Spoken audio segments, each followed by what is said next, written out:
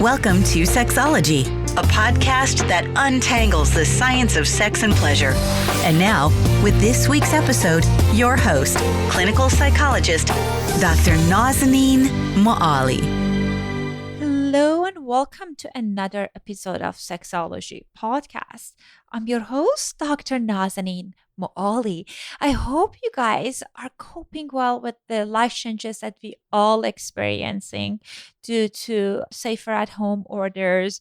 I feel like my experience changes from week to week. This week I feel more okay because I'm getting used to this quote unquote new normal. And I'm trying to kind of think about it as a temporary situation. So today we're going to talk about and focus on what can you do to make sex more adventurous and fun at home, because what I've been hearing from my clients all week is that they feel kind of bored. We're working at home. We all are stressed out. Many of my clients are fortunate enough that they have the job, but after hour, it's just like they feel like it's more of the same. They're watching Netflix and things are not exciting. So we're going to talk about strategies that will help you to kink up your relationship. We're going to talk about how to incorporate pervertables in your sex life. My guest is Marla Stewart.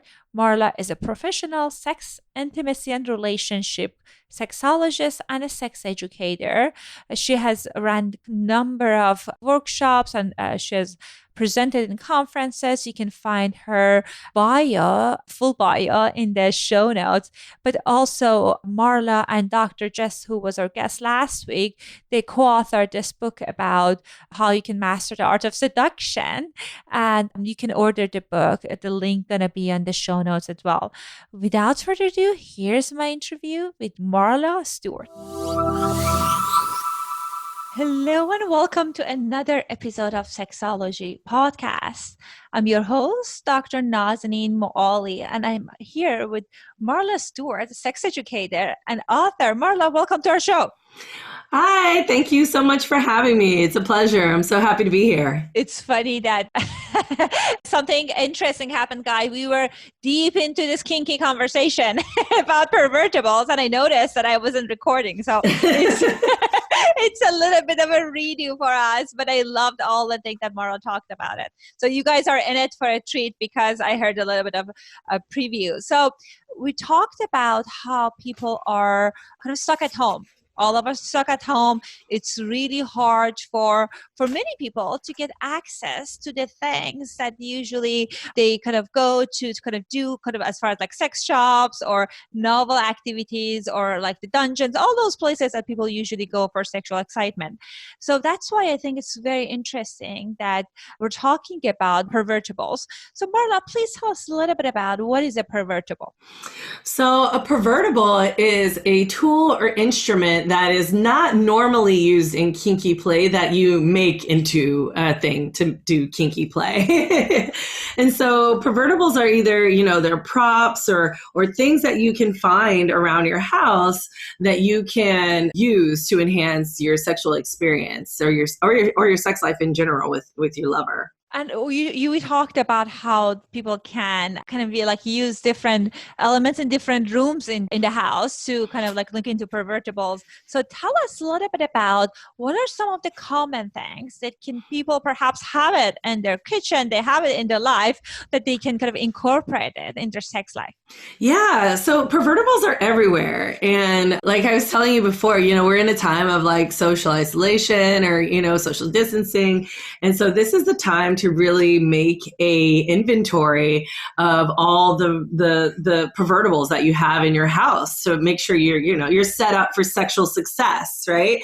And so when we think about pervertables, I really love the kitchen. I feel like the kitchen has like a lot of different pervertables that you can use, whether you're into, light play or heavy play. And I think they're all very useful at whatever stage you're in. So the kinky items in your kitchen would include like wooden spoons, spatulas, like any other like flat, wide utensils that can really be used to like spank or hit for any kind of impact play. You can have knives, if you're into like a little bit edgier play, and knives really create, like seductive and vulnerable experiences, because when the edges are kind of traced lightly along your skin, it's just it's dangerous, right? And danger can be a real turn on for a lot of people, just because there's a sense of something might go wrong, and that heightens our arousal. And so using that can be very, very sexy and very just a hot experience. But, of course, we ask you to like stay away from major like arteries or veins. And if you don't know where they are, then we suggest you just avoid, knives altogether. But there are, different things that you can do with like kitchen towels or dishcloths that can be stuffed in the mouth. You can use ice for temperature play, or even like those spanking instruments. If you have like metal spanking instruments, or pervertables, I should say, because they're cooking utensils. You can like warm them up on the stove and have them warm, and use the ice to bring out the arousal according to temperature. You can use different things in your refrigerator, right? Carrots, cucumbers, any kind of phallic items that can be used for like oral or vaginal penetration or anal penetration, as long as you're safer about it and you put a condom on it, and that it's usul for that. Actually, carrots and cucumbers you don't want to use for anal penetration, but there's other things.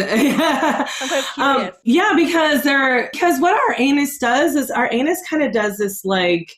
It's not a straight up thing. It kind of does this curve thing, right? So even if you think about butt plugs, they have like sort of the curve thing before they flare out, right? Mm-hmm. And so when you use a straighter object, especially something that's really stiff like a carrot or cucumber, and we have to remember that our anus is a vacuum, mm-hmm. right? So because that thing can either get sucked up, right? And that's not good, because then you'll have to go to the doctor. But just because the anus just has that little curvature. So you probably want to stay away from that.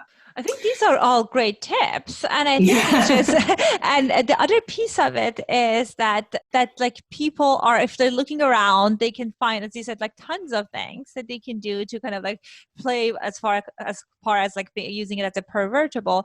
And this is a time of creativity. I know that with many of my clients, they cope with this crisis.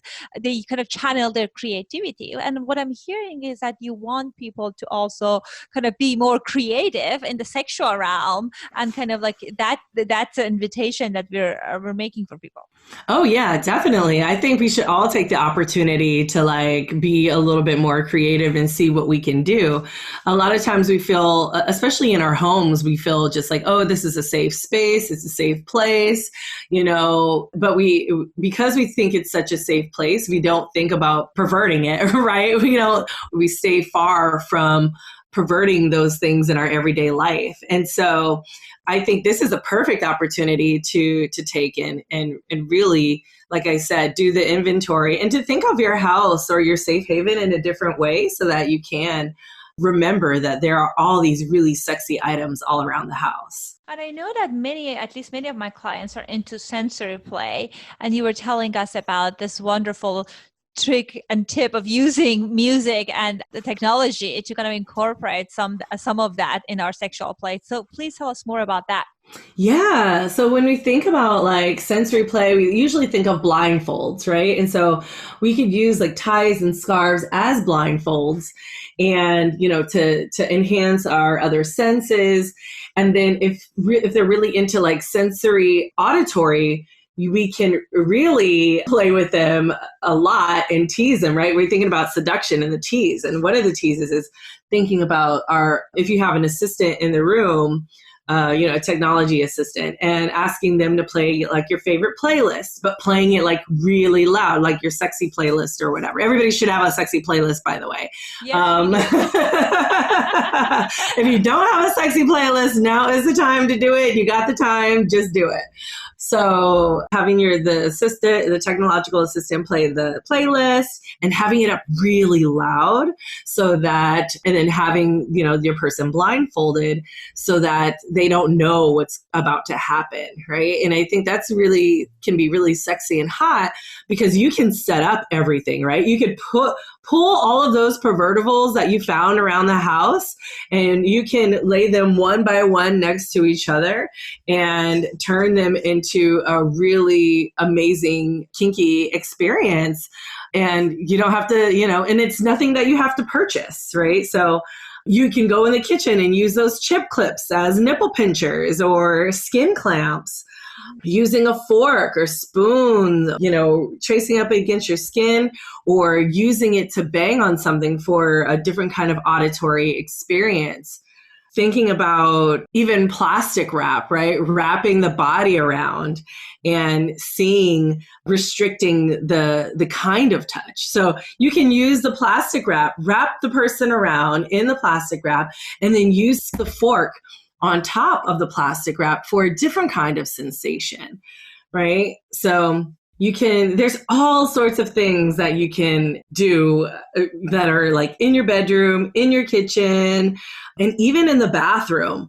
If your lover is a fan of like menthol or peppermint oil or anything like that, you can put that in your mouth and put that on their skin, right? Like lick their skin and see how that sensation feels on their skin. So there's just like lots of different, electric toothbrushes, right? There's just like a lot of different things you can do with your person as long as they're willing and consenting and ready to try something new. And it's interesting this week. So I've worked with tons of couples and I do mostly sex therapy, and many of my couples I saw this week, and they were telling me that how bored they are and because what we're doing is sitting in front of our computer or like working on meeting all day, and they are in need for adventure.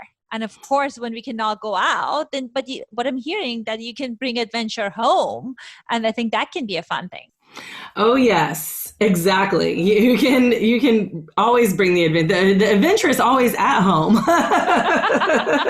It's just a matter of how we see the home, like how do we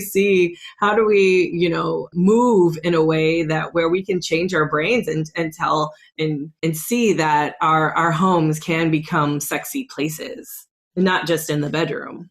Absolutely. And I think like kind of around the topic of pervertables, probably most people have seen how it's been kind of played in porn and erotic movies and all of that. And they think it's hot. But what gets in the way of people being kind of more adventurous, kind of getting out of the zone of having sex, kind of vanilla sex, like light off, is that they feel like very self-conscious.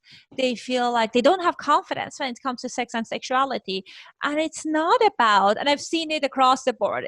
I've seen it in same-sex couples. I've seen it in very, very attractive individuals. So sexual confidence at times is the key that gets in the way of people being more playful. So tell us a little bit about how can we cultivate sexual confidence? Well, you can cultivate sexual confidence in a variety of ways, but the ways that we describe in the book and the ways that I use in my personal practice is a positive affirmation way. And that is where you identify sort of the negative qualities or the negative thing that you are focused on and figuring out what the positive thing to that is. And then also thinking about the counter aspect of that thing, and then like enhancing it with all the other qualities that you would like to have, in the future. So with that said, let me give you an example, right? So you write down the thing that you perceive as negative. So maybe it's, I'm too quiet during sex, right? It's a pretty common one, right? And so when you identify the positive element of that, you say, okay, what is the positive thing about being too quiet during sex? Well, the positive thing out of that is that you feel present and you're in your body, right? So sometimes people are like, I'm quiet because I'm focused, I'm, being present, I'm enjoying it, right? So you might want to say, okay, hey, I feel present and I'm in my body during sex. And then the next thing is that you want to say, like I said, the opposite, right, of the original statement or the flawed statement. So you could say, even though I'm too quiet during sex, the opposite would be like, I love to talk during sex and give great feedback, right? And so you would say those things over and over and over again and use those as positive affirmations, using those every day, whether it's with your meditation or before you go to bed at night. Just saying them out loud will actually help to change your brain and the way it thinks about those negative qualities. And eventually you'll start to actually change them.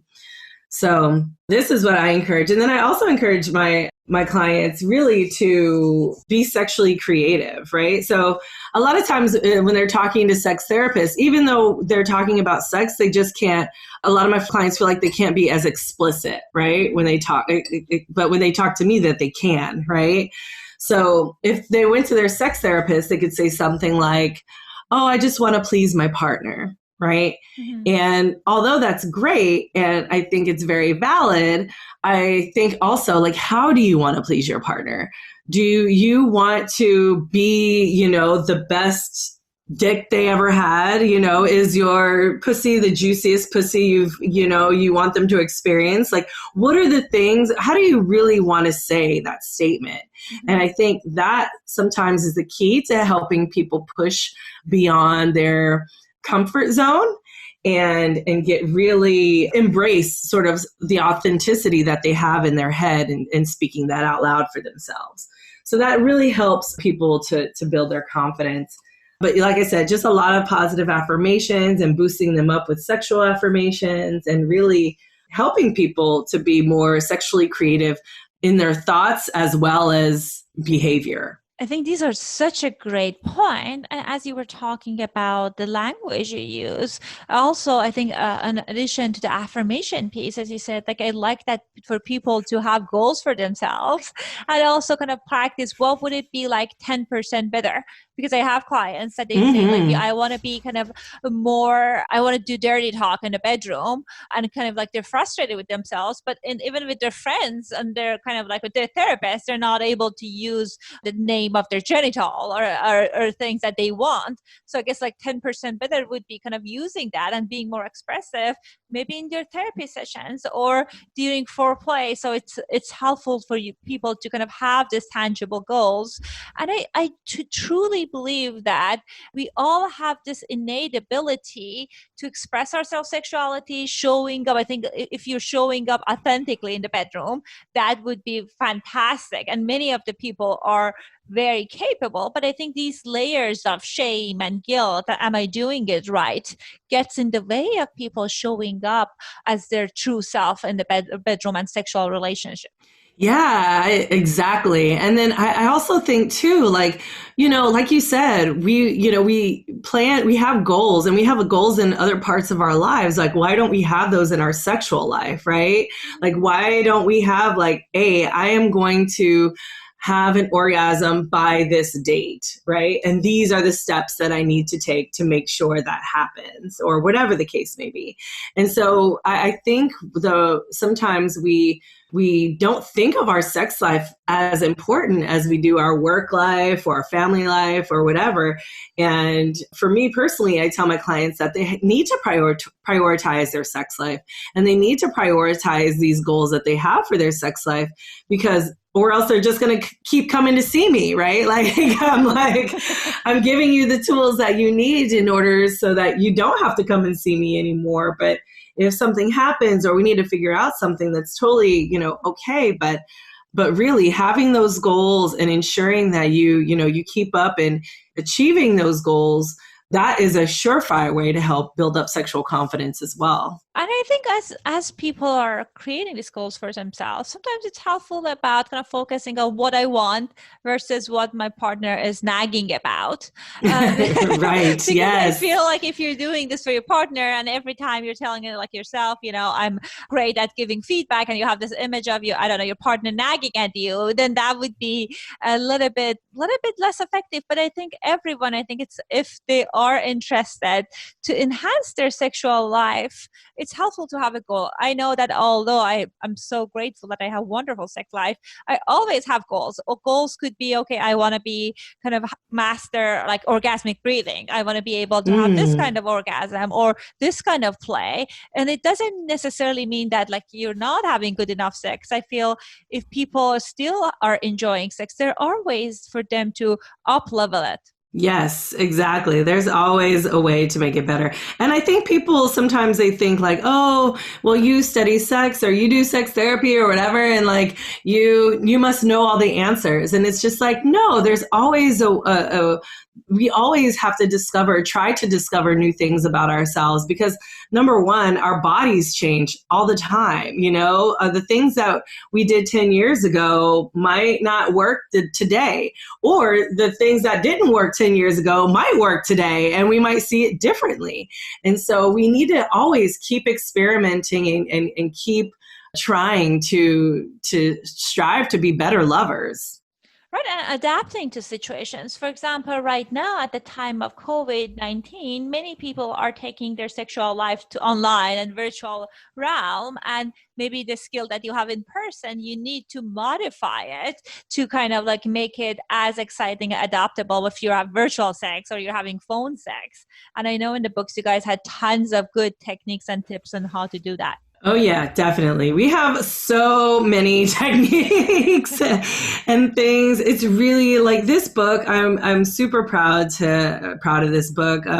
Jess and I really just laid it all out there. And what I really, really love about the book is the seduction instructions, which is like our homework assignments, and our lovers' inquiries, and like all of these different exercises to help build awareness of our bodies, of ourselves, how we like to feel, but also of our lovers, like how they like to feel, what they consider sexy, thinking about how to seduce them, how to prep them, how to tease them, and the different strategies around techniques, and of course we say foreplay is sex, right? Like people a lot of times say foreplay is the thing you do before sex, which generally they mean foreplay is everything that you do before vagina, penis, sex.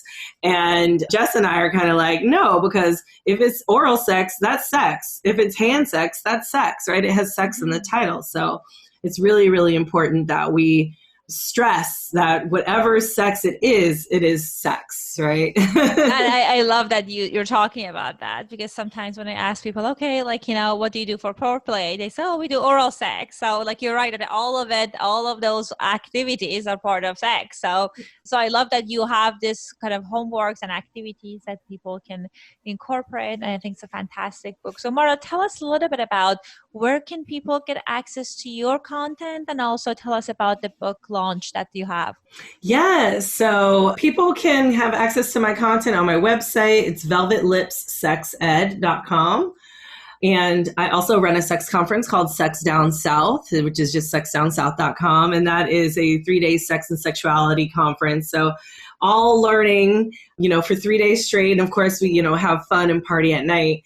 But you can reach me on social media at Marla Stewart or at Velvet Lips Sex Ed. That's sex without the E. And for Sex Down South, I think it's Sex Down South ATL on Twitter and Facebook, and then SDS Con on Instagram. And yeah, you can reach me on all of those, on all social media, on my websites, all of that. Awesome, guys. If you didn't get a chance to write it down, the information will be in the show notes. Marla, thank you so much for coming on the show, and it was lovely to chat with you. All right. Thank you for having me. I I hope you guys found the conversation with Marla useful. Certainly, it helped me to see the kitchen item in a new light. And I think this is a time that many people are leaning into creativity as a way to cope with their psychological frustration and the struggles that they have around this pandemic. So why not incorporate it in your sex life? So if you are frustrated with your partner consensually, you guys can be playful about it and act it out in the bedroom and see what's gonna get. Maybe you get some exciting things and new experiences in the bedroom. And sometimes, like any new skill we are incorporating, it's important to bring humor to it. So maybe you use this kind of, I don't know, spoon and it turned out ridiculous and you both are laughing. It's important to not take yourself serious. That way you will give yourself permission to experiment with more of a fun things around the house. I would love to hear that if you incorporated Pervertable, what was your experience? Please feel free to send me an email at drmoali@oasis2care. Also, if you've been listening to this episode, this show, it really matters if you write us a review on iTunes or Stitchers. It helps us to reach a broader audience, and I will be very grateful. Thank you so much and stay safe. Thanks for listening to the Sexology Podcast. For more great content, visit www.sexologypodcast.com. Please be advised that information presented on this podcast is not a substitute for seeking help from a licensed mental health provider.